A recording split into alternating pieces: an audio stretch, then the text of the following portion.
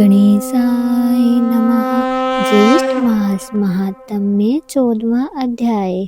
ऋषि कहने लगे कि हे सदानंद, जब राजा सगर की सब संतति भस्म हो गई और उनका यज्ञ न हो सका तो राजा सगर ने क्या किया और उसके सैनिकों ने क्या किया, यह सब कृपा करके आप हमसे कहिए। तब श्री स्कंद जी कहने लगे कि हे सौनक ऋषियों, बिलों के द्वार पर स्थित सैनिक लोग विफल होकर और बिल की उस अग्नि ज्वाला से संतप्त होकर राजा सगर को सब समाचार सुनाने के लिए गए और कहा कि आपके पुत्रों ने जब यज्ञ के घोड़े को कहीं नहीं देखा तो अपने हाथों से पृथ्वी तल को खोद डाला। उसके अंदर उस बिल से मिला हुआ 100 योजन के विस्तार में एक गुफा मिली। उसके अंदर बहुत से सैनिकों सहित आपके पुत्र सब के सब चले गए और हम लोगों को बिल के द्वार पर रोक दिया।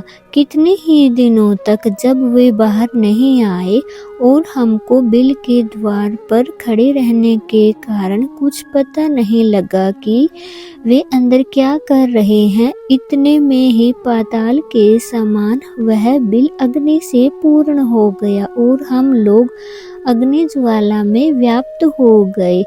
फिर हम लोग वापस आकर समाचार आपसे निवेदन किया है।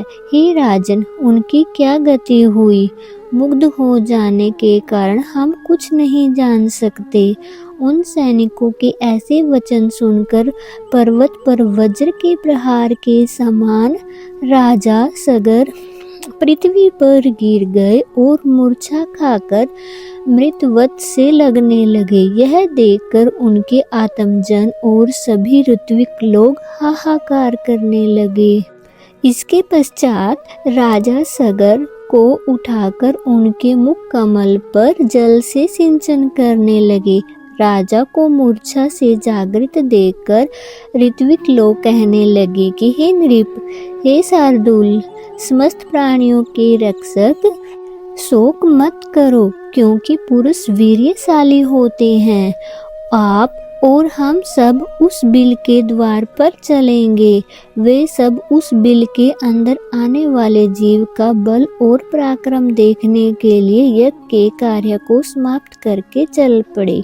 मार्ग में सैनिकों ने देवताओं से भी दुष्कर कर्म जो सगर पुत्रों ने किए थे वे राजा को दिखाए। बिल पर्यंत पृथ्वी का समस्त तल खुदा हुआ देखकर ऋषि लोग कहने लगे कि हे उपस्थित वृंद, आप लोग सुनिए। हम सब राजा सगर के भाव को समझकर कहते हैं कि यह बड़ा भारी जो गड्ढा नजर आ रहा है सब समुद्र हो जाएगा। इस प्रकार विवाद करते हुए वह सब वीवर के समीप चले गए और उसके समीप सब सेना को खड़ी करके धर्मात्मा राजा सगर ऋषियों के साथ सम्मत होकर परम अद्भुत भूग्रह के अंदर गए।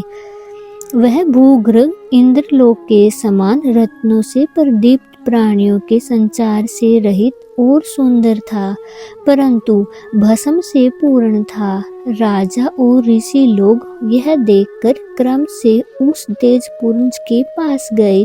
जलती हुई अग्नि के समान तेज से व्याप्त उनको देखकर कि जो प्रज्वल मान परमात्मा ध्यान मगन और योग गम्य है, सब ऋषि आदि लोगों ने आदि योगी मुनि जानकर नमस्कार किया, उनकी स्तुति करने लगे।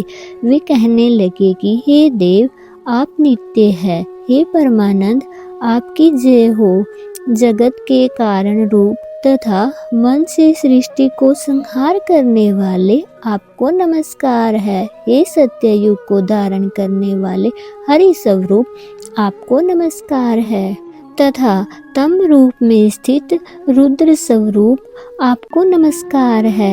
हे अखिल लोक वंदना के योग्य, हे सूरारस से पूजित चरण कमलों वाले आपको नमस्कार है। हे दया के सागर, संसार रूपी सागर में फंसे हुए हम लोगों की आप रक्षा करें। हे ब्राह्मणों के स्वामी, शीघ्र ही हम लोगों का उद्धार करें। शोक रूपी विशाल किनारों से रहित जल राशि में पतित इस पृथ्वी का उद्धार करें, क्योंकि हे दीन बंधु, आप ही आदि स्वरूप 12 रूपधारी हैं। इस तरह स्तुति करके राजा सगर पूर्ण शोक मग्न होकर और वर्षा काल में जैसे महान पाषाण गिरते हैं पृथ्वी पर गिर गए। नेत्र खोलकर अपने सामने निश्चित रूप से पतित राजा सगर तथा उन ऋषियों को देखकर कपिल मुनि यह वचन बोले। ज्येष्ठ मास महात्म्य 14वां अध्याय संपूर्णम। हरे कृष्ण।